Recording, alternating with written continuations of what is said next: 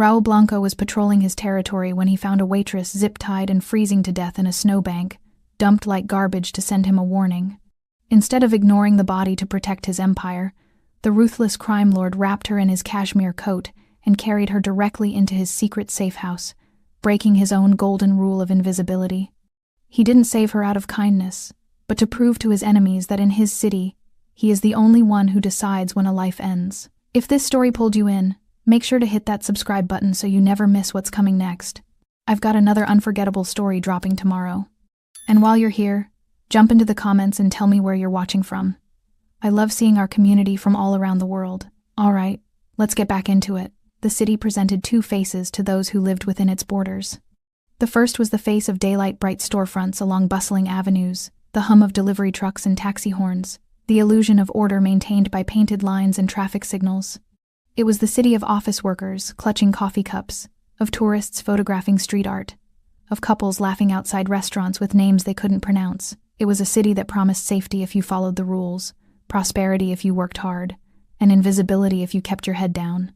Then there was the second face, the one that Raul Blanco knew intimately. It was in the silence that settled after midnight, when the honest people went home, and the streets belonged to those who lived by different laws.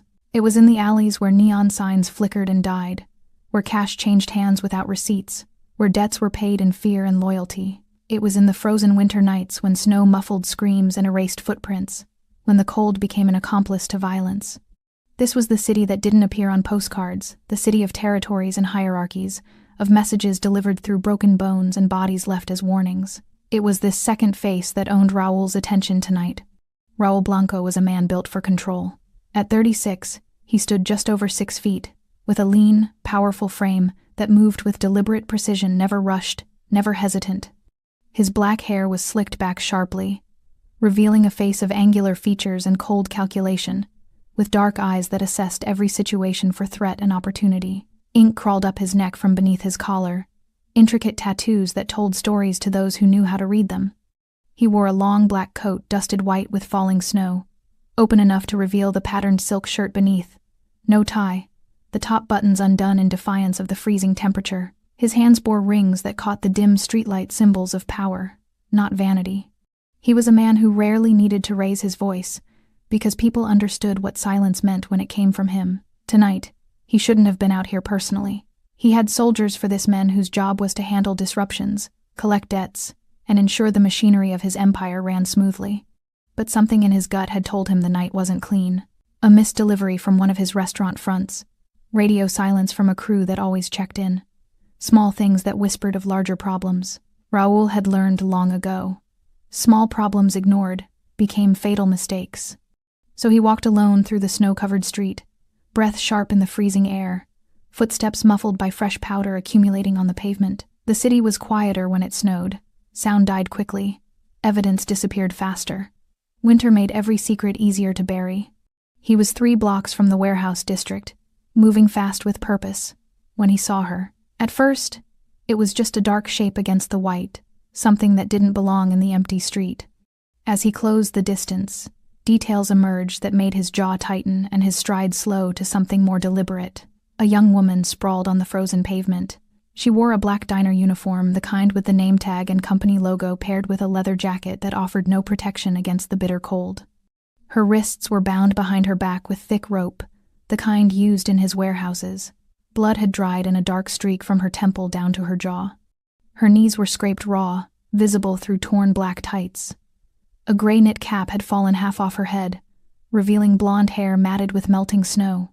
She wasn't moving. Then her chest rose shallow, labored. Alive. Raul stopped 10 feet away, his mind already processing what this meant. In his world, bodies left in the street were communication, warnings sent between organizations, punishments made public, boundaries enforced through violence. But the execution mattered.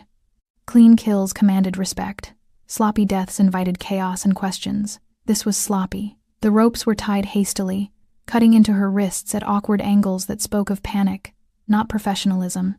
The placement was careless, dumped in the middle of a residential side street, rather than positioned deliberately where rivals would find her.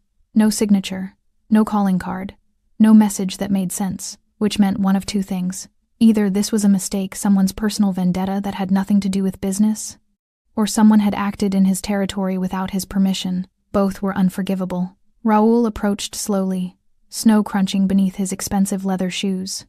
As his shadow fell across her, the woman's eyes snapped open wide, glassy with shock and hypothermia, but conscious enough to register pure terror. She didn't scream. Couldn't, probably. Her lips were blue, her breathing too shallow for sound. But her eyes tracked him with animal awareness, the kind of fear that understood predators instinctively. Good. Fear kept people honest. Raoul crouched beside her, studying her face. Mid-20s, maybe. Pale skin now gray from cold exposure. Bruising around her left eye that was hours old, the edges already turning purple and yellow. A split in her bottom lip, crusted with dried blood. Someone had beaten her before binding her. Someone had taken their time. Who did this? His voice was low, controlled, carrying no warmth. She opened her mouth. Her jaw trembled violently. Only a whisper of frozen breath emerged, no words, just the rattle of someone losing the fight against cold. Raoul stood, calculating. Dead witnesses were clean, but this one might have answers.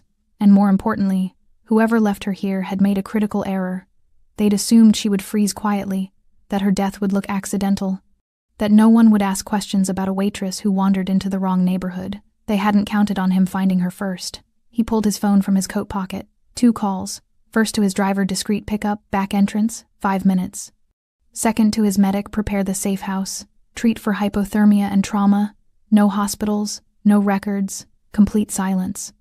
When he ended the call, he looked down at the woman shivering violently in the snow. Her diner uniform soaked through, her skin the color of marble, her survival measured in minutes. Raoul removed his coat and draped it over her trembling form. Not kindness, strategy. In his line of work, mercy was expensive, curiosity was dangerous, but disrespect?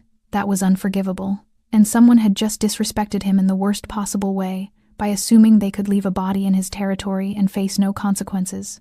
He knelt again, close enough that she could hear him through her shock. "You're going to live," he said quietly. "And then you're going to tell me everything." Her eyes widened further, not with relief, but with a different kind of terror, the kind that understood rescue might be more dangerous than death. Raoul stood as headlights appeared at the end of the street. Good.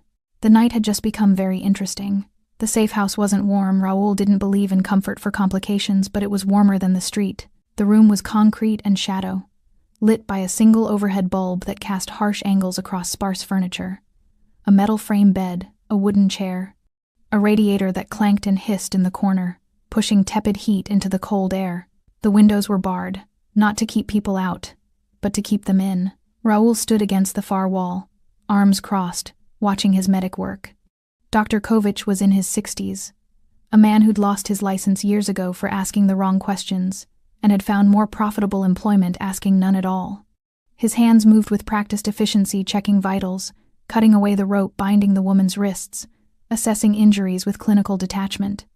"Hypothermia, stage 2, Kovich muttered, wrapping heated blankets around her shaking frame. "Another 20 minutes, and we'd be looking at organ failure. Bruising consistent with blunt force trauma to the face and ribs. Rope burns, deep.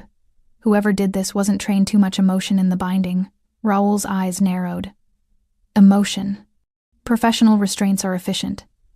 These, Kovich gestured to the discarded rope now coiled on the floor. These were angry. Personal. That confirmed what Raoul already suspected. This wasn't a hit. It was rage wearing the costume of business. The woman stirred, a low moan escaping her blue-tinged lips. Her eyes fluttered open, unfocused at first, then sharpening with sudden panic as she registered the unfamiliar room, the stranger hovering over her, the man watching from the shadows. She tried to sit up. Kovich pressed her back down gently but firmly. "Easy. You're still in shock." Her breathing accelerated, chest heaving beneath the blankets. Her gaze darted around the room, searching for exits, finding none. When her eyes landed on Raoul, they widened with recognition, not relief, but the kind of terror reserved for legends made flesh. She knew exactly who he was. "You're..." Her voice cracked, barely a whisper. "Alive," Raoul said flatly. "Because I decided you should be." The weight of that statement settled over her like a second set of chains. She understood immediately. Her survival was conditional, temporary, and entirely at his discretion. Kovich finished his assessment, packing his supplies with methodical care. She'll live. Keep her warm, hydrated. Watch for signs of shock returning. I'll check back in 12 hours. He left without another word, the door clicking shut behind him with a finality that made the woman flinch. Now it was just the two of them. Raoul didn't move from the wall. He'd learned long ago that stillness was its own form of pressure. It forced people to fill silence with truth. The woman pulled the blankets tighter around herself, though she was still shivering. Not from cold now, from fear. "What's your name?" Raoul's voice was conversational, almost gentle. The kind of tone that made lies feel heavier. She swallowed hard. Betty Parker. Betty Parker. He repeated it slowly, tasting the syllables for deception. "Who did this to you?" Her jaw trembled. She looked away, staring at the barred window where snow continued to fall outside, silent and relentless. "I don't know." Wrong answer. Her eyes snapped back to him, wide with desperation. "I don't. I never saw their faces. It was dark. They grabbed me from behind when I was leaving work. I couldn't." "Then tell me why." The question hung in the air between them, heavy with implication. Raoul pushed off the wall and moved closer, not threatening, just present a reminder that nowhere in this room was safe from his attention. Betty's breathing quickened. Her fingers clutched the blanket so tightly her knuckles went white. "I worked at Rosie's diner. Night shift, midnight to 7. Her voice was barely audible. "It's nothing special. Just coffee and eggs and regulars who don't tip. And what did these regulars talk about?" Her silence was answer enough. Raoul crouched beside the bed, eye level now, close enough to see the conflict playing across her exhausted face. "In my world, Betty Parker, there are 3 kinds of people. Those who speak, those who listen, and those who disappear. Which one are you?" Tears welled in her eyes, not from pain, but from the terrible understanding that honesty might kill her just as surely as the cold almost had. "I listen," she whispered. "I'm supposed to be invisible. Refill coffee, wipe tables, not hear anything. But they talk anyway. Like I'm furniture. Who talks? Drivers, collectors, men in suits who come in at 3 a.m. and don't eat, just drink coffee and discuss." She stopped herself, fear choking off the words. "Roots," Raoul finished for her. "Numbers, names." She nodded miserably. Raoul stood, processing this. In his organization, loose lips were a terminal condition. But waitresses, janitors, delivery workers, they were background noise, invisible infrastructure. No one gave them operational details deliberately, which meant Betty Parker had simply been present. Wrong place, wrong time, wrong ears.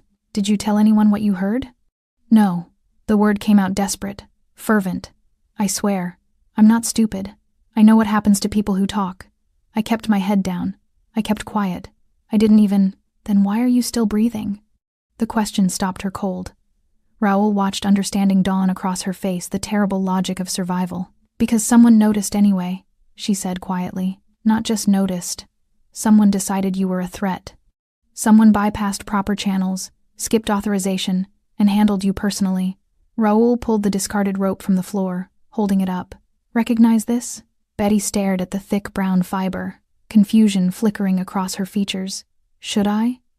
"It's from my warehouses. Tagged, tracked, accounted for." He dropped it back on the ground. "Whoever took you used my own supplies to tie you up and leave you to freeze in my territory." The implication crashed over her like cold water. This wasn't just about what she'd heard. This was about someone in Raoul's organization acting without permission. Betty's voice was barely a whisper. "What does that mean?" Raoul's expression hardened into something colder than the winter night outside. "It means someone just declared war. And you're the only witness." Betty didn't sleep that first night. How could she?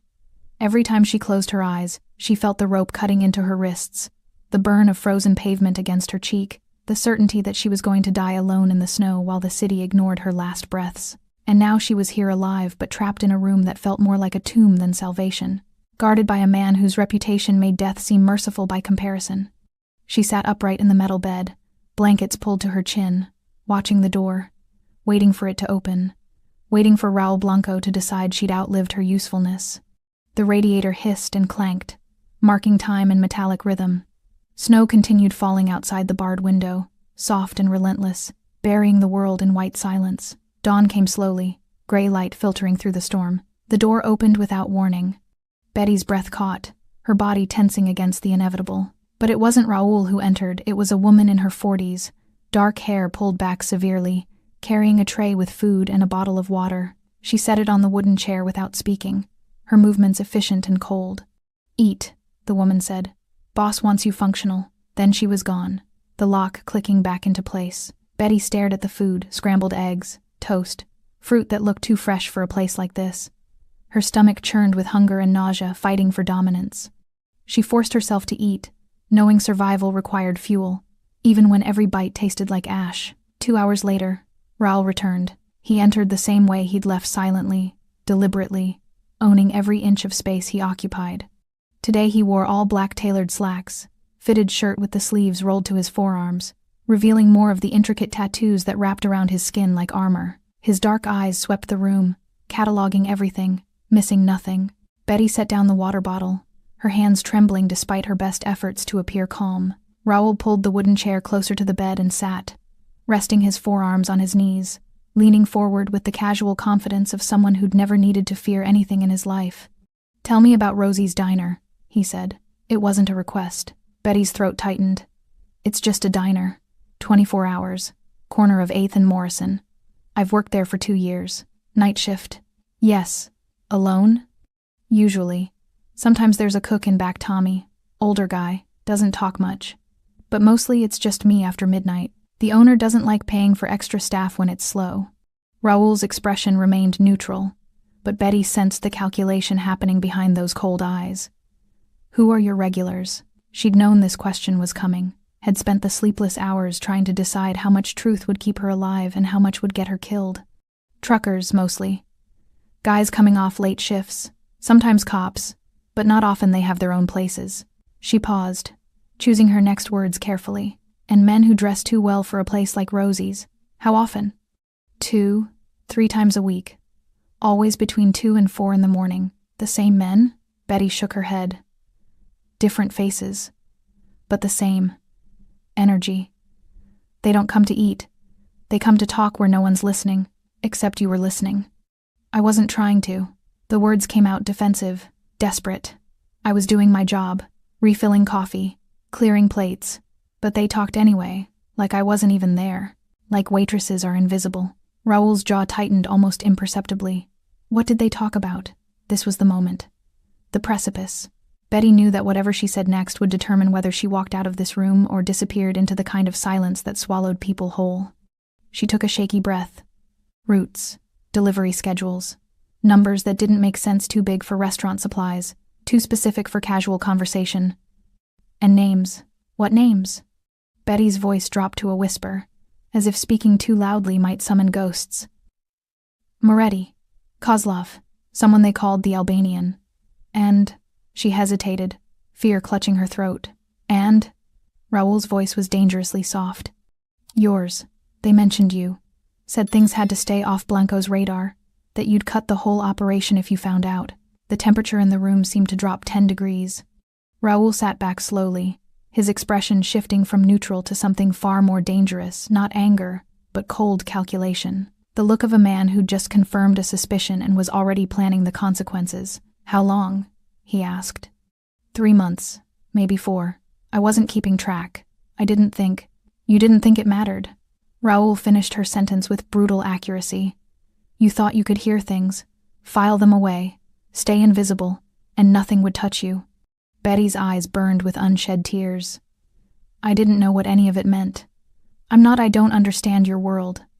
I just pour coffee and try to pay rent, but someone thought you understood too much. The statement landed like a physical blow. Betty pulled her knees to her chest, making herself smaller, as if she could disappear into the blankets and unmake the last 72 hours of her life. "I never told anyone," she said again, voice breaking.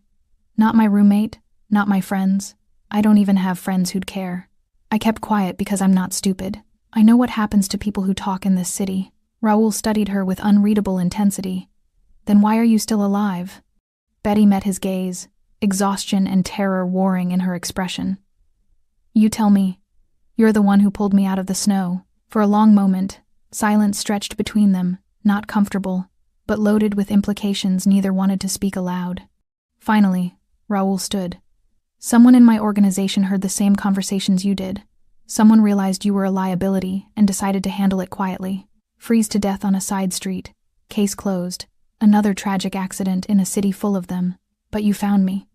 But I found you. He moved toward the door, then paused, looking back. Which means whoever tried to kill you now knows you're under my protection. That makes you valuable and dangerous. Betty's voice was barely audible. What happens to me now? Raul's hand rested on the door handle. That depends on whether the men who left you to die decide to finish the job. The lock clicked shut behind him. Betty pulled the blankets tighter and finally let herself cry. Raul's office was a study in controlled power. Located on the third floor of a legitimate import business, the space balanced respectability with intimidation. Dark wood furniture, leather chairs, walls lined with books that were actually read. A single window overlooking the warehouse district below his kingdom, rendered in brick and steel and shadow. But tonight, the usual order felt corrupted. Raul stood at the window, hands clasped behind his back, staring at the falling snow that continued to blanket the city. Behind him, 3 men waited in tense silence.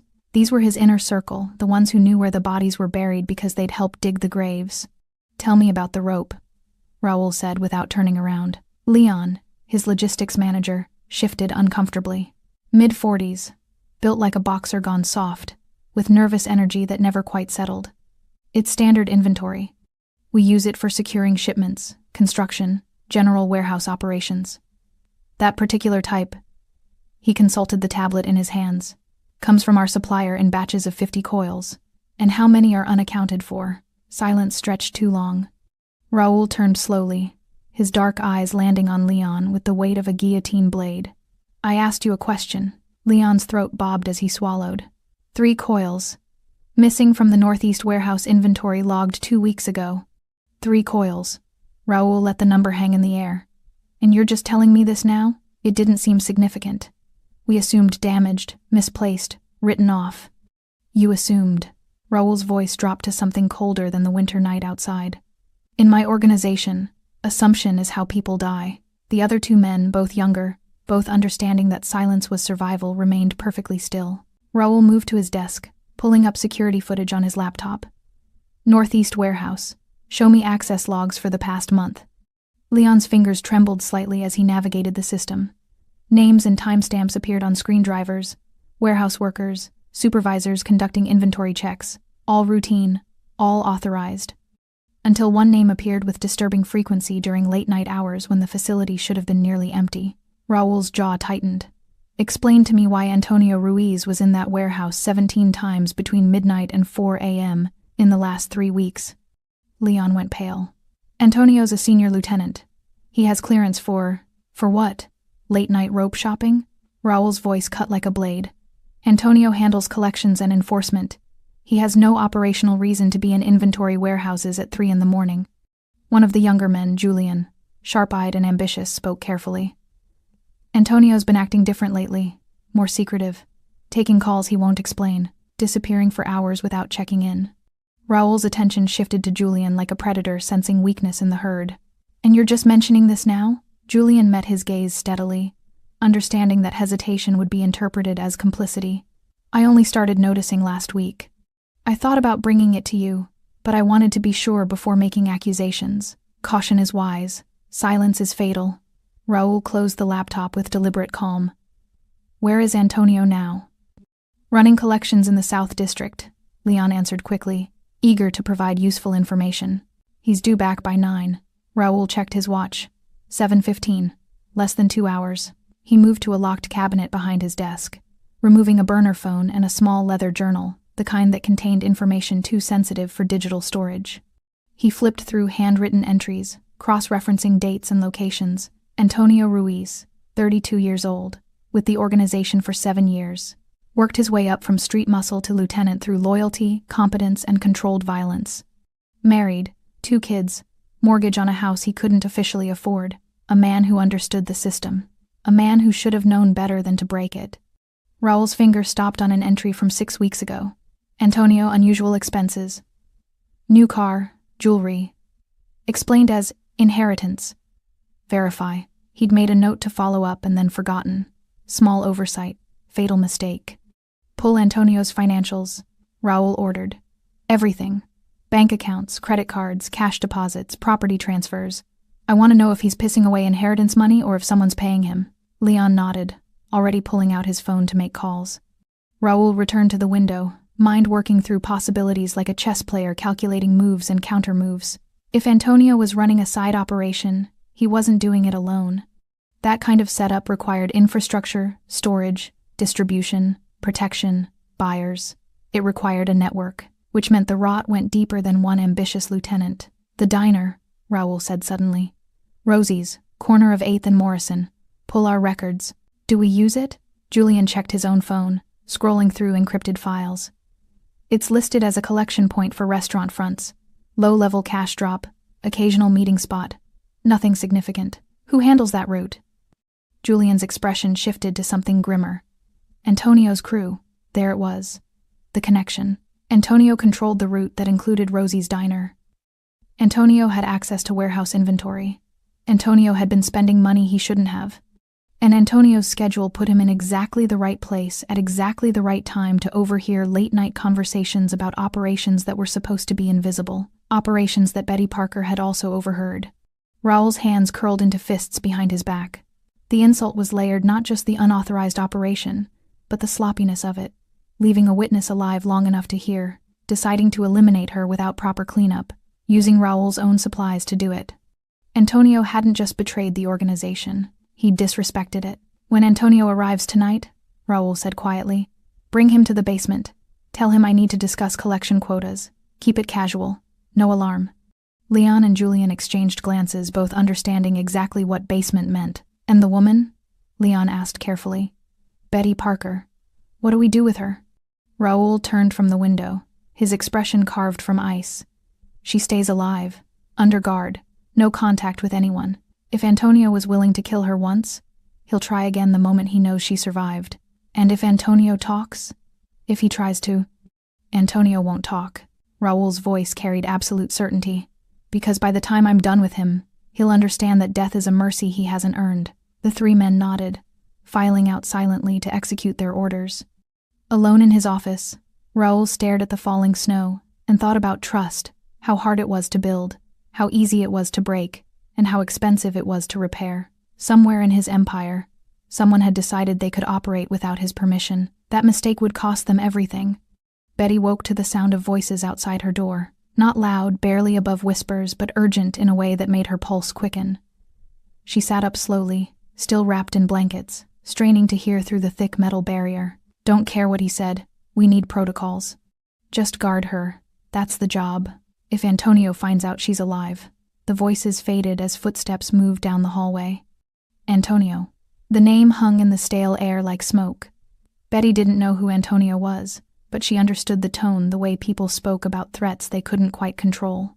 She pulled her knees to her chest, mind racing. 48 hours ago, she'd been pouring coffee and counting tips, living a life so ordinary it hurt. Now she was trapped in a concrete room, guarded by criminals, caught between men who spoke in violence and silence. The door opened without warning. Raoul entered, carrying a folder thick with papers. He wore the same black clothing as before, but something about his expression had changed, sharper, more focused, like a blade that had just been whetted. "Get dressed," he said, tossing clothes onto the bed. "We need to talk." Betty stared at the pile. Dark jeans, a plain sweater, clothes that looked new and exactly her size. "How did you—" 10 minutes. He turned toward the door. "Wait." The word came out before she could stop it. Raoul paused, not turning around. Betty's voice trembled. "What's happening? I heard people talking about someone named Antonio. Is he the one who—" "Get dressed," Raoul repeated, his tone allowing no argument. "Then you'll understand everything." He left, the lock clicking behind him. Betty changed quickly, her hands shaking as she pulled on the unfamiliar clothes. They fit perfectly, which somehow made everything worse. It meant Raoul's people had assessed her size, procured clothing, anticipated her needs with the efficiency of an organization that disappeared problems. She was either being protected or prepared for burial. When the door opened again, Raoul wasn't alone. The woman from breakfast stood behind him, arms crossed, watching Betty with the same cold assessment as before. "This is Elena," Raoul said. "She'll be staying with you." It wasn't a comfort. It was a warning. Raoul gestured for Betty to follow him. They moved through narrow corridors lit by harsh fluorescent bulbs, past closed doors that suggested other rooms, other secrets. The building felt larger than she'd imagined, a maze designed to disorient, to make escape impossible. They stopped at a door marked only with a number, 7. Inside was a small room with a table, 2 chairs, and a laptop. Raoul gestured for Betty to sit, then opened the folder he'd been carrying. He spread photographs across the table like a dealer revealing cards, crime scene photos. Betty's stomach lurched. The images showed the street where she'd been, left her body sprawled in the snow, captured from multiple angles. Someone had taken pictures before Raoul arrived. Someone had documented her near death with clinical precision. "These were taken by my security team," Raoul said, his tone neutral. "Standard protocol for anything unusual in our territory." Betty couldn't look away from the photos. Seeing herself like that, broken, abandoned, dying, made the horror real in a way memory hadn't. She looked so small in the images, so insignificant against the vast white emptiness of the winter street. "Why are you showing me this?" Her voice was barely a whisper. Raoul pulled out another photograph. "Because you need to understand what was supposed to happen." This image showed a close-up of the rope binding her wrists. Raoul pointed to specific details, the rough fiber, the hasty knots, the angle of the restraints. "These knots weren't professional," he explained. "They were angry, personal. Whoever tied you wasn't following orders, they were improvising." He pulled out a different photo, this one showing tire tracks in the snow near where she'd been found. "You weren't dumped from a moving vehicle. You were walked to that location, forced to kneel, then left." Raoul's finger traced the evidence in the snow. "See these marks? That's where you struggled, where your knees hit the pavement before you fell forward." Betty's breath came faster, panic rising in her chest as the memories crashed back, hands shoving her down, the brutal cold of concrete against her skin, the certainty that she would die there. "Stop," she whispered. "Please." Raoul didn't stop. He pulled up weather data on the laptop. The temperature that night was 18 degrees. With wind chill, it felt like 6. The snow was falling at approximately 1 inch per hour. He turned the screen toward her, showing a medical chart. Hypothermia progresses in stages. At 18 degrees, without proper clothing, unconsciousness occurs in approximately 90 minutes. Death follows within 3 hours. He paused, letting the numbers sink in. "You were left there at 11:43 p.m. I found you at 1:17 a.m. Betty's mind did the math automatically. 94 minutes. She'd been minutes away from unconsciousness, an hour away from death. "Why?" The word came out broken. "Why are you telling me this?" Raoul closed the laptop with deliberate calm. "Because you need to understand this wasn't a quick execution. This wasn't a bullet or a blade designed to end you efficiently." His dark eyes locked onto hers with uncomfortable intensity. This was meant to look like an accident. A waitress who left work, got disoriented in the snow, wandered into the wrong neighborhood, and froze. The implications crashed over Betty like ice water. No body, no crime, no investigation. Exactly. You would have disappeared quietly. Another statistic in a city that stops caring after the first snowfall. Betty's hands trembled on the table. "But someone would have noticed I was missing. My roommate, my boss, would have assumed you quit, ran off, got into trouble on your own." Raoul's voice carried brutal honesty. "You're 24 years old, working a dead-end job, living paycheck to paycheck. In this city, people like you vanish every day. Nobody looks too hard." The truth of it hurt worse than the cold had. "Antonio Ruiz," Raoul continued, "chose that method deliberately. Slow, quiet, clean. No evidence of foul play, just unfortunate circumstances." "Antonio Ruiz," Betty repeated the name, tasting it like poison. He's the one who decided you were a problem." Raoul gathered the photographs back into the folder. "And he's the one who's about to learn that killing without permission carries consequences." Betty looked up at him, fear and confusion warring in her expression. "What are you going to do?" Raoul stood, straightening his shirt with casual precision. "What I should have done weeks ago, cut out the rot before it spreads. And me? What happens to me?" For the first time, something almost like sympathy flickered across Raoul's face. Almost. "You stay alive, Betty Parker. Because the moment Antonio learns you survived, he'll come to finish what he started." Antonio Ruiz arrived at 9:15, exactly as scheduled. Raoul watched from the security monitors as Antonio's black SUV pulled into the warehouse loading bay. tires crunching over salted pavement. The lieutenant stepped out average height, stocky build, wearing an expensive leather jacket that was too nice for collection work. His movements were relaxed, confident, the posture of a man who believed he was untouchable. That confidence would be gone within the hour. Leon met Antonio at the door, their exchange caught on silent video. A handshake, casual conversation, Leon gesturing toward the elevator with the ease of routine. Nothing to suggest tonight was different from any other check-in. Raul switched cameras, tracking their progress through the building. Elevator descending, hallway empty, the basement door opening. Antonio stepped into the concrete room and stopped. The space was bare except for a single chair bolted to the floor, a table with tools arranged with surgical precision, and overhead lights that cast harsh shadows across every surface. This room had one purpose, and everyone in the organization knew what it was. Antonio's confidence fractured. He turned back toward the door and found it already closed. Leon standing guard outside. Raul entered from a side door, hands in his pockets, expression neutral. "Antonio," he said conversationally, "thank you for coming." Antonio's throat worked. "Boss, Leon said you wanted to discuss quotas." I lied. Raul moved to the table, running his fingers across the arranged tools. Pliers, knives, a hammer, rope. "Well," Leon lied, "on my instruction." The color drained from Antonio's face. "I don't understand." "Don't insult me." Raul's voice remained calm, which somehow made it more terrifying. "We both know exactly why you're here." Antonio's hands curled into fists, his body tensing with the instinct to run or fight. But there was nowhere to run, and fighting Raul Blanco was suicide. 3 coils of rope, Raul continued, missing from the northeast warehouse. 17 unauthorized visits between midnight and 4 a.m. over 3 weeks. Unexplained income totaling $47,000 in the past 2 months. He picked up a photograph from the table Betty sprawled in the snow. "And 1 waitress left to freeze in my territory without my permission." Antonio's eyes went wide, genuine shock registering across his features. Not shock at being caught, shock that Betty was evidence instead of a buried secret. "She's dead," Antonio said too quickly. "I checked the reports. No body recovered. Assumed wrong." Raul set the photograph down carefully. "I found her. 94 minutes after you left her. Still breathing." The implications crashed over Antonio like a collapsing building.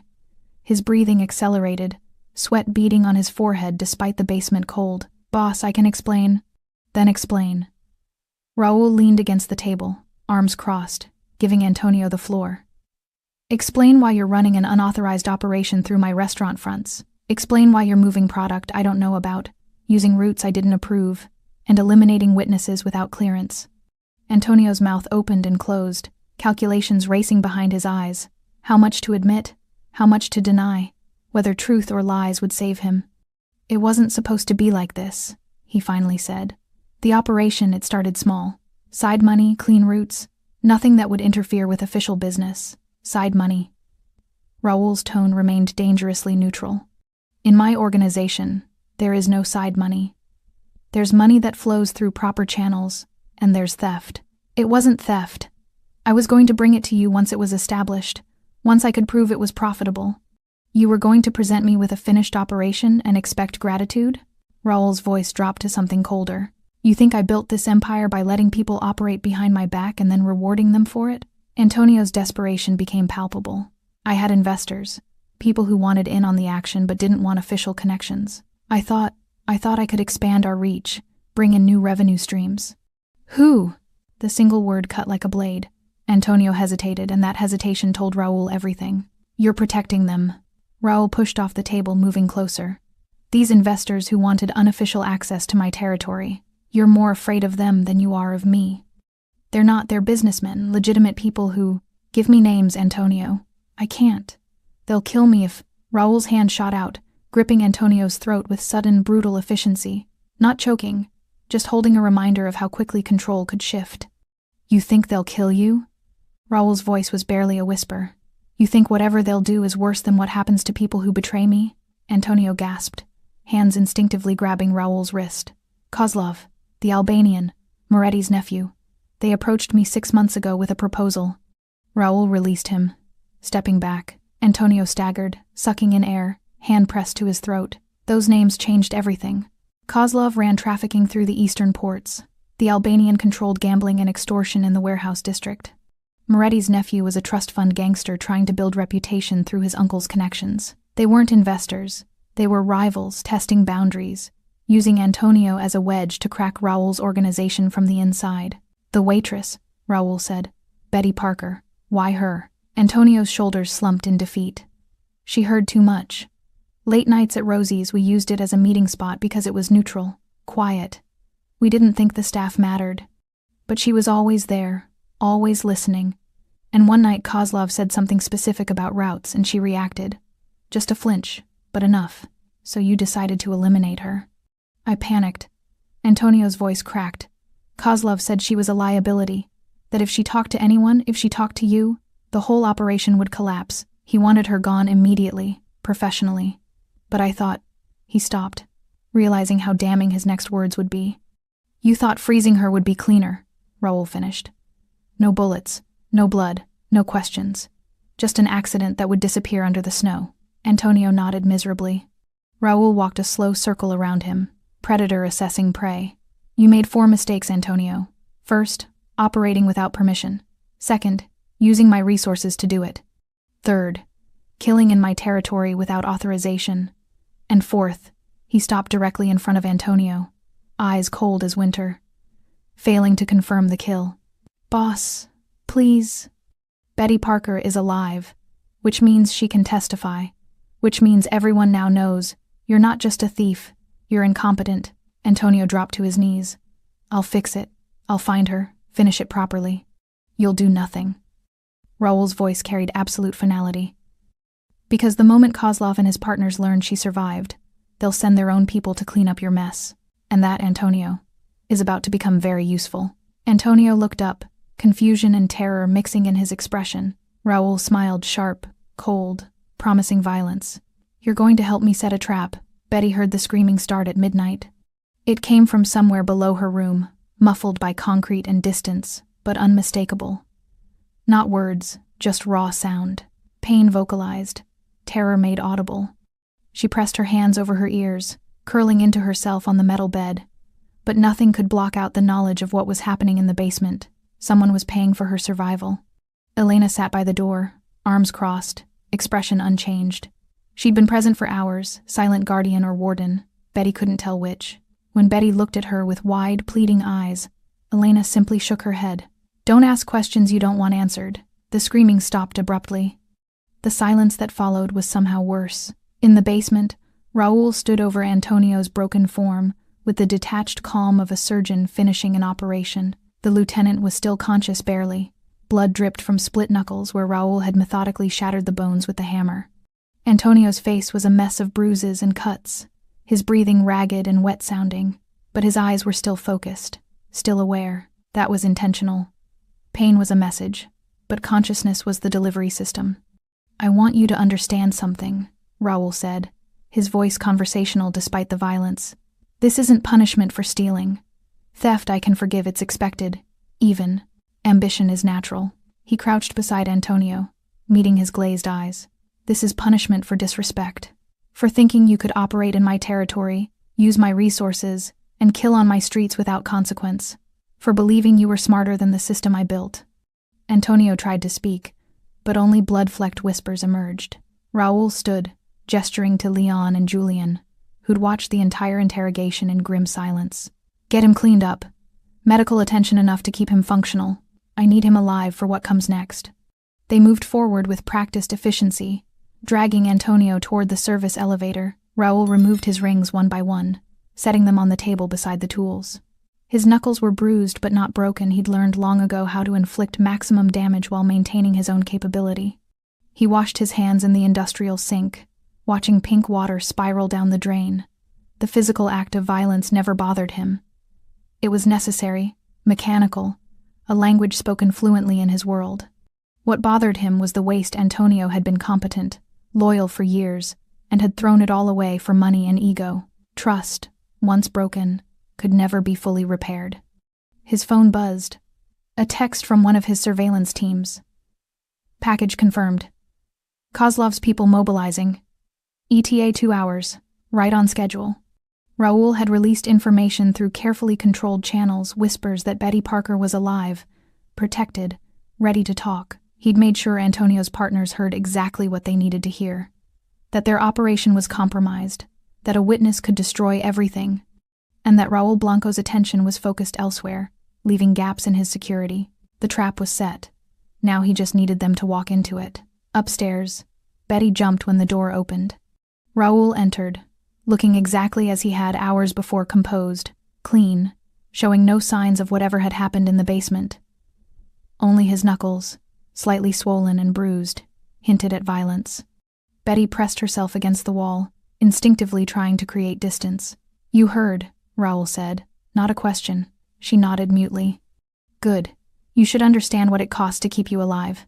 He moved to the window, looking out at the snow that continued falling in the darkness. "Antonio Ruiz will survive. He'll recover. But he'll never work in this city again, and everyone in my organization will know exactly why." Betty's voice was barely audible. "What did he tell you?" "Everything." Raoul turned to face her. "The operation he was running, the partners financing it, and the fact that you were never the real target, you were collateral, leverage to keep a secret that was already rotting from the inside." "I don't understand." "Antonio was being used. Rival organizations wanted access to my territory, my roots, my infrastructure. They found an ambitious lieutenant willing to play the middle, convinced him he could get rich and get away with it." Raoul's expression hardened. "You heard conversations you weren't supposed to hear. You became a liability. And rather than handle it properly, report it. Let me decide Antonio tried to solve the problem himself." Betty absorbed this, the full weight of it settling on her shoulders. "So I almost died because I was in the wrong place at the wrong time. You almost died because powerful men wanted to test my control, and you were convenient." Raoul moved closer, his presence filling the small room. "But here's what you need to understand. They know you're alive now. I made sure of it, which means they're coming to finish what Antonio started." Terror flooded Betty's system. "What? Why would you?" "Because chaos is an opportunity." Raoul's voice carried cold calculation. "Antonio's partners think I'm distracted, that my organization is fractured by betrayal. They think they can send a team to eliminate you, clean up their mess, and retreat before I respond. They're wrong." Betty's breathing accelerated. "You're using me as bait." "I'm using you as a solution," Raoul corrected. "When they come for you, they'll walk into a trap that eliminates them and sends a message to every other organization in this city. My territory is not negotiable, and if something goes wrong, if they actually... nothing will go wrong." The certainty in his voice was absolute. "I have 30 men positioned around this building. I have surveillance on every approach. I know exactly who's coming, how many, and what they're armed with. They'll be dead before they reach the second floor." Betty stared at him, caught between horror and a twisted sense of security. This man had beaten someone unconscious in her name. He'd dismantled part of his own organization to protect her, not out of kindness, but because she represented something larger: control, respect, order. She was a symbol wearing a diner uniform. "What happens after?" she asked quietly. "After you've sent your message and killed whoever comes, what happens to me?" Raoul studied her with unreadable eyes. "That depends on whether you can live with what you've seen, whether you can keep the kind of silence that protects both of us. And if I can't," the question hung between them, heavy with implication. Raoul moved toward the door. "Then you'll discover that I'm very good at solving problems permanently." He left before she could respond, the lock clicking with finality. Betty sat alone in the darkness, listening to footsteps in the hallway, guards taking position, weapons being checked, the mechanical preparation for violence. She thought about the screaming from the basement. She thought about Antonio Ruiz, broken but alive, a warning made flesh. And she understood with crystalline clarity that her survival depended on becoming exactly what Raoul needed, a witness who would never speak. Outside, snow continued falling, burying the world in white silence. The attack came at 3:17 a.m., exactly when Raoul predicted. Betty heard it begin not with gunfire, but with silence. The ambient sounds of the building suddenly stopped. No footsteps in hallways, no distant conversations. Just hollow quiet that pressed against her eardrums like water pressure. Elena stood abruptly, hand moving to the weapon holstered at her hip. She pressed a finger to her lips, then moved to the door with practiced efficiency, listening. Betty's heart hammered against her ribs. She wanted to ask what was happening, but fear locked the words in her throat. Then the first gunshot cracked through the silence. The sound was sharp, immediate, followed by a cascade of others, pop, pop, pop, pop, overlapping in violent rhythm. Shouting erupted, male voices barking commands and warnings. Glass shattered somewhere below. Heavy footsteps pounded through corridors. Elena drew her weapon, positioning herself between Betty and the door. "Stay down. Don't move. Don't make a sound." Betty slid off the bed, pressing herself into the corner farthest from the door, making herself as small as possible. Her whole body trembled, adrenaline flooding her system with the primal urge to run despite having nowhere to go. More gunfire. Closer now. The staccato rhythm of automatic weapons mixed with single shots, deliberate and controlled. Men were dying in the hallways. She could hear it in the screams cut short. The heavy thuds of bodies hitting concrete. The lights went out. Darkness swallowed the room completely, broken only by the faint glow of emergency lighting seeping under the door. Betty's breathing sounded impossibly loud in her own ears. Elena moved toward the window, keeping low, weapon raised. She was barely visible, just a shadow among shadows, positioned to see without being seen. "How many?" Betty whispered, unable to stay silent. "Quiet." Elena's voice was steel. The gunfire intensified, then began to fade, not stopping, but moving. The fight was traveling through the building like a storm, controlled chaos, orchestrated by someone who understood exactly how violence flowed. Raoul. 3 floors down, Raoul moved through the warehouse with lethal precision. He'd positioned his men in overlapping kill zones, using the building's architecture as a weapon. Narrow corridors that funneled attackers, blind corners where ambush was inevitable, stairwells that became death traps. Kozlov's team had come prepared, 8 men, professionally armed, moving with military discipline. But they'd walked into a space designed specifically to neutralize superior firepower through strategic positioning. Raoul caught movement in his peripheral vision, a figure clearing a corner too aggressively. He fired twice, center mass, the suppressed weapon producing wet coughs instead of cracks. The man dropped without ceremony. Leon's voice crackled in Raoul's earpiece. "East stairwell secured. 3 down." Julian followed seconds later. "South corridor clear. 2 neutralized." Raoul advanced toward the service elevator where 2 attackers had taken cover, laying suppressive fire toward his men's positions. They were well trained, communicating through hand signals, conserving ammunition, but they'd made a critical error. They'd entered his territory thinking surprise was advantage enough. Raoul circled behind them using maintenance passages only his people knew existed. He emerged from a storage room 15 feet behind their position, weapon raised. They never heard him coming. 2 shots. 2 bodies. "Main floor secured," Raoul said into his mic. "Sweep for stragglers." He moved toward the upper levels, taking stairs 3 at a time, checking corners with practiced efficiency. The building had gone mostly silent again, just sporadic gunfire as his men finished clearing rooms. When he reached the 3rd floor, he found Julian standing over a wounded attacker, weapon trained on the man's head. The attacker was young, maybe 30, bleeding from a shoulder wound but conscious and defiant. He glared up at Julian with the kind of hatred that transcended pain. "Who sent you?" Julian demanded. The man spat blood. "Go to hell." Raoul approached, footsteps echoing in the corridor. The wounded man's eyes tracked him, recognition and fear flickering across his features. "Kozlov or the Albanian?" Raoul asked conversationally. Silence. Raoul crouched beside him, studying the tactical gear, the weapons, the earpiece still transmitting dead static. "Doesn't matter. You're already a corpse. The only question is whether you die quickly or slowly." The man's jaw tightened, but his resolve was cracking. Pain had a way of reshaping priorities. "Kozlov," he finally gasped. "Contract hit. 50,000 for the girl. Clean execution. No witnesses. And if you failed?" The man's expression twisted with grim understanding. "We weren't coming back anyway." Raoul stood. "Then you got what you came for." He nodded to Julian, who fired once. The sound echoed briefly, then faded into silence. Betty heard footsteps approaching, measured, deliberate, not frantic. Elena tensed, weapon raised toward the door. 3 knocks, a pause, 2 more knocks. Elena relaxed fractionally, moving to unlock the door. Raoul entered, his black clothing torn in places, a streak of blood across his jaw that clearly wasn't his. He looked like violence made human-controlled, efficient, utterly without remorse. His eyes found Betty immediately. "You're unharmed." It wasn't a question, but she nodded anyway. "It's over," Raoul said. 8 confirmed dead. No survivors, No loose ends. Betty's voice shook. Who were they?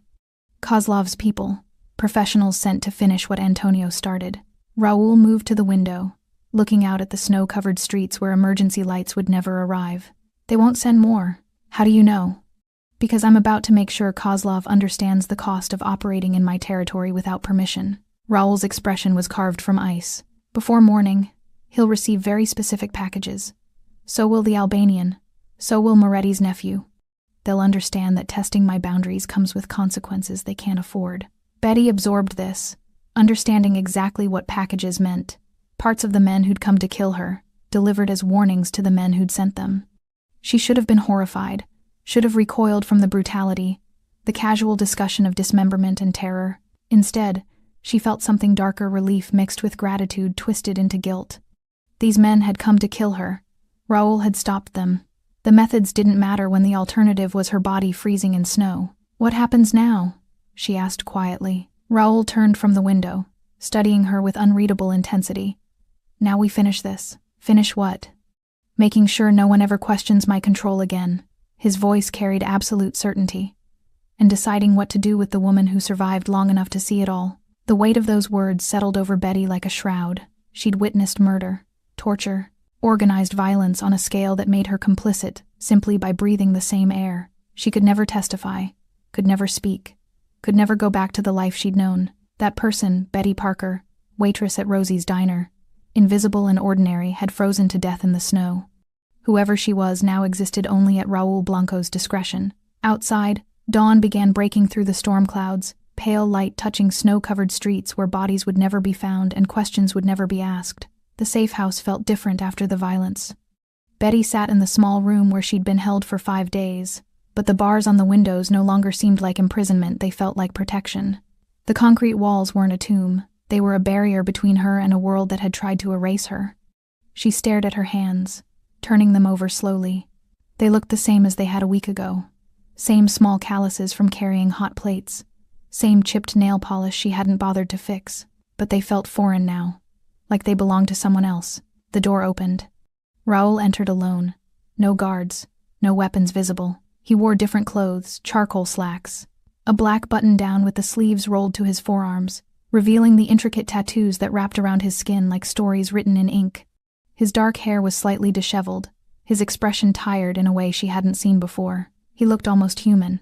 Almost. He pulled the wooden chair close to the bed and sat, leaning forward with his forearms on his knees, hands clasped loosely. For a long moment, he just studied her, not with the cold assessment of earlier days, but with something closer to curiosity. "You haven't asked to leave," he finally said. Betty's throat tightened. "Would it matter if I did?" "Yes." The answer surprised her. "You're not a prisoner anymore, Betty Parker. You haven't been since the moment I pulled you out of the snow. Then what am I?" Raoul considered the question carefully. "A complication. An investment.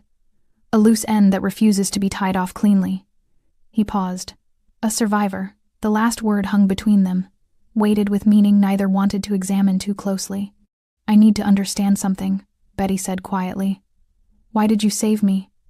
The real reason, not the explanation about territory or disrespect or control, the actual reason. Raoul's jaw tightened almost imperceptibly. "Does it matter?" "It matters to me." Silence stretched between them, not uncomfortable, but heavy with unspoken truths fighting to stay buried. "I've built an empire on rules," Raoul finally said. "Structure, hierarchy. Everyone understands their place, their boundaries, their consequences. It works because it's predictable. Violence has purpose. Death has meaning. Nothing happens without reason." He looked toward the barred window, where morning light filtered through falling snow. "When I found you in that street, bound and bleeding and left to freeze, it represented everything I've spent 15 years preventing: chaos, unnecessary cruelty, waste." His voice dropped lower. "In my world, people die for betrayal, for disrespect, for breaking rules everyone agreed to follow. They don't die because they happen to overhear a conversation while pouring coffee." Betty felt tears burning behind her eyes but refused to let them fall. "So you saved me to prove a point." "I saved you because allowing you to die would have meant accepting that my organization had degraded into something uncontrolled, something arbitrary." Raoul's dark eyes met hers with brutal honesty. "Your death would have been proof that I'd failed to maintain order. The truth of it landed like a physical blow. Not kindness, not compassion, not mercy, control. So I'm alive because my death would have been inconvenient for you, Betty said, voice hollow. You're alive because unnecessary deaths weaken power, Raoul corrected. Fear must be precise, Betty. Random violence makes people desperate.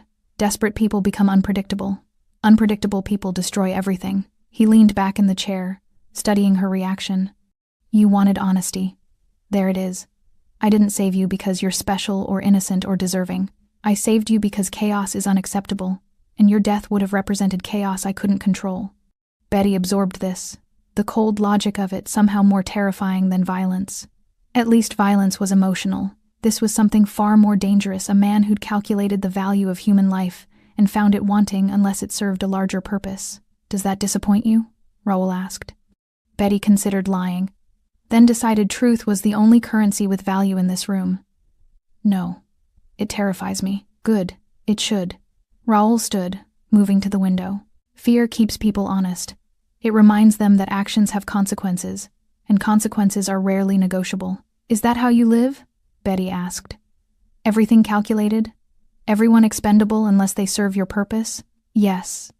The single word carried no apology, no justification, no regret. Betty felt something shift inside her, not acceptance exactly, but understanding.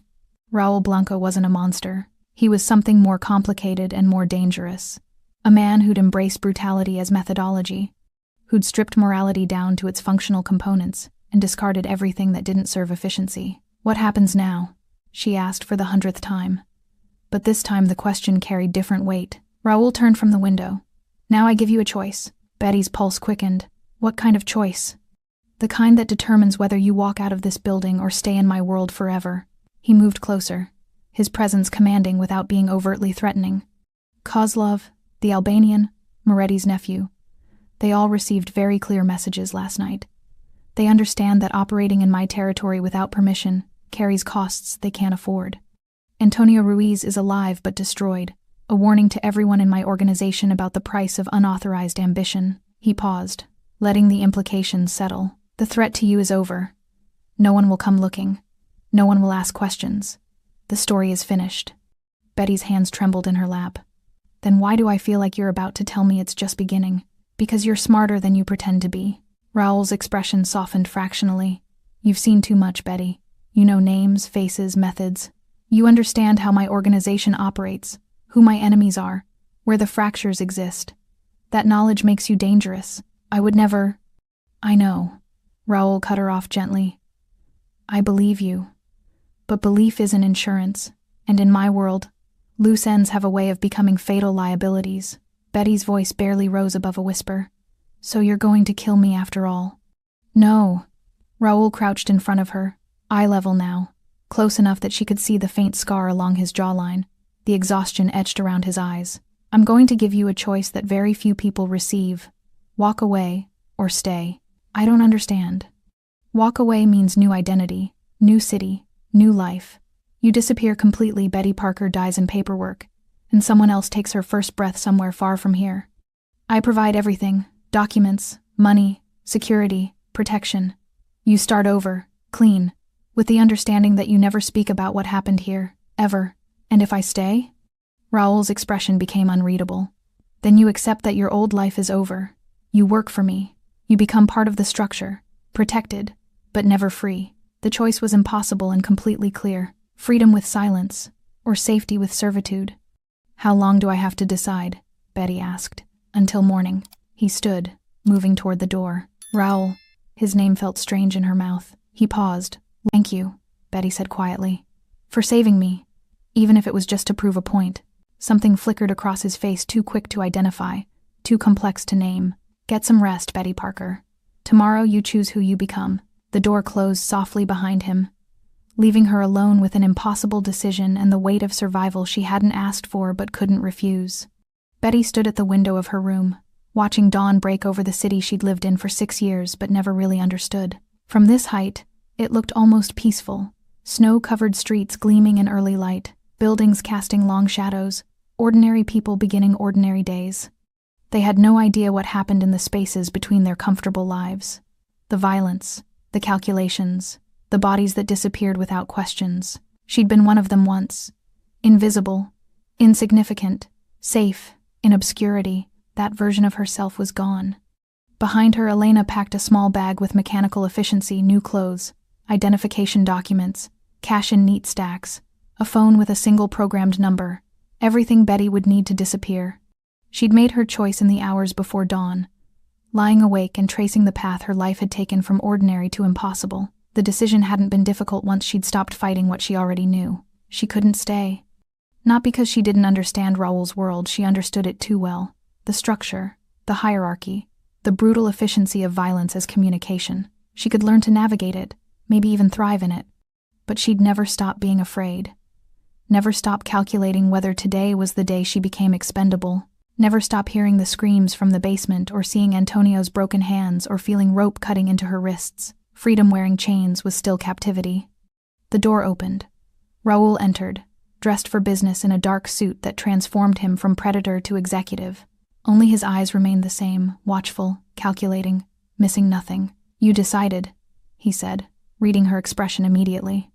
"I'm leaving." Betty's voice was steadier than she expected. "New city, new name, new life."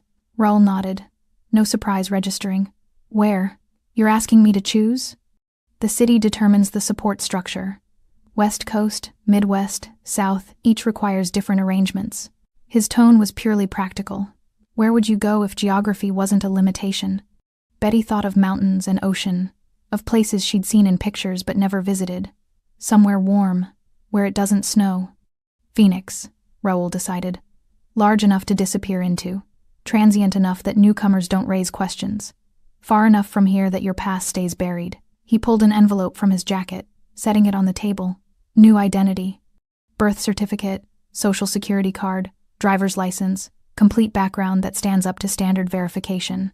Your name is Grace Mitchell, 26 years old, relocated for work. Bank account with $50,000, replenished quarterly for 2 years. Betty stared at the envelope, understanding the weight of what it represented. Why quarterly? Why 2 years? Because starting over is expensive, and I don't create problems by cutting people off before they're established. Raoul moved to the window, looking out at the city. After 2 years, you're on your own. The money stops, the protection remains, but at a distance. And if I need help before then? The phone has one number programmed, emergencies only. You use it, people come. But understand, calling that number means accepting that you're still connected to me, still part of this world. Use it wisely. Betty picked up the envelope, feeling the thickness of her new identity between her fingers. Grace Mitchell. The name felt foreign and somehow fitting grace she hadn't earned, a gift wrapped in threat. What happens to Betty Parker? She asked quietly. Officially? Nothing. She simply stops existing. No death certificate, no missing person report. People will assume she ran off, got into trouble, disappeared the way vulnerable people do in cities that don't care enough to look. Raoul's reflection in the window was impassive. Your roommate already thinks you quit without notice. Your boss at Rosie's hired a replacement. In 6 months, no one will remember you were ever here. The casual erasure of her existence should have hurt more. Instead, Betty felt something close to relief. Being forgotten was safer than being remembered. Can I ask you something? She turned to face him directly. Yes. Antonio, what happened to him? Really? Raoul considered how much truth to offer. He's alive, broken, but functional. I sent him to work in a meat processing plant in Montana, legitimate business. No criminal connection, minimum wage, no chance of advancement. He'll spend the rest of his life doing manual labor and remembering what ambition cost him. That's worse than death. That's the point. Raoul's expression remained neutral. Antonio gets to live with his failure every day. Everyone in my organization gets to see him and understand what happens when you operate without permission. It's a lesson that keeps working long after a corpse stops being useful. Betty absorbed this, the cold efficiency of it somehow more brutal than the violence she'd witnessed. Will I ever see you again? The question emerged before she could stop it. Raoul's dark eyes met hers with something almost like regret. Almost. No. After today, I don't exist for you, and you don't exist for me. That's how you stay safe, Grace Mitchell. The use of her new name felt like a door closing. Elena appeared in the doorway. Car's ready. Betty picked up the packed bag, slinging it over her shoulder. Everything she needed to start over, fit in, carry on luggage, which said something profound about how little she'd accumulated in 24 years of existence. She moved toward the door, then paused beside Raoul. "I won't forget," she said quietly. "What you did, what you are, all of it. Good." His voice carried finality. "Fear is survival. Never forget that staying alive sometimes means accepting help from people who terrify you." Betty nodded, understanding that this was his version of goodbye. No sentiment, no false comfort, just brutal honesty wrapped in warning. She followed Elena through corridors she'd memorized, past doors she'd never see opened, down stairs that led to freedom she'd never truly feel. The car was black, expensive, windows tinted dark. The driver didn't speak as Betty slid into the back seat. Elena handed her a second envelope thicker than the first. Instructions, contacts, emergency protocols. Read everything, then burn it. Elena's expression remained impassive. "Good luck, Grace Mitchell." The door closed. The car pulled away from the safe house, tires crunching through fresh snow, carrying Betty Parker toward the airport and the fiction of Grace Mitchell waiting on the other side of the country. She looked back once through the rear window. Raoul stood at a third-floor window, a dark silhouette against bright interior light, watching her leave, making sure she actually went. Then the car turned a corner, and he disappeared from view. Raoul remained at the window long after the car vanished into morning traffic. Behind him, Leon entered quietly. "The rival crews have all acknowledged your message." Kozlov sent formal apology. The Albanian requested a meeting to clarify boundaries. Moretti's nephew has gone silent, probably left the city. "Good." Raoul turned from the window, his expression settling back into the mask of control he wore like armor. "Schedule the meeting with the Albanian. Make it clear that boundaries aren't negotiable, they're absolute. And the woman? If anyone asks?" "No one will ask. And if they do, Betty Parker left the city weeks ago." "Destination unknown. Case closed." Leon nodded, understanding that some stories ended without resolution because resolution raised uncomfortable questions. After he left, Raoul sat at his desk, pulling up security footage from the safe house the moment he'd found Betty in the snow, carried her to safety, made the choice that would cost him blood and money and trust. He watched himself crouch beside her broken form, removing his coat, making a decision that defied every principle of self-preservation he'd built his empire upon. And he understood, with cold clarity, that he'd never truly know why. Maybe it was control. Maybe it was chaos wearing the mask of mercy. Maybe it was the last fragment of humanity he'd managed to preserve while building an empire on calculated violence. It didn't matter. Betty Parker was gone. Grace Mitchell was someone else's problem. And Raoul Blanco remained exactly what he'd always been, a man who saved one life to prove that his empire hadn't degraded into meaningless cruelty. He closed the laptop and stood, straightening his suit, preparing for another day of maintaining the structure that kept his world from collapsing into chaos. Outside, snow continued falling, covering streets and erasing footprints, burying secrets the city would never bother to uncover. The Mafia boss who'd found a bound waitress in the snow had shocked everyone not by becoming good, but by proving that even in darkness, control mattered more than chaos. And that, in the end, was the only redemption men like him could ever claim. Thanks for staying with this story right till the final moment. You're the reason these stories come alive. If you're ready for another powerful journey, just tap the next video on your screen. And before you go, leave a quick comment and rate this story from 1 to 10. I'm excited to see your thoughts and connect with you down there.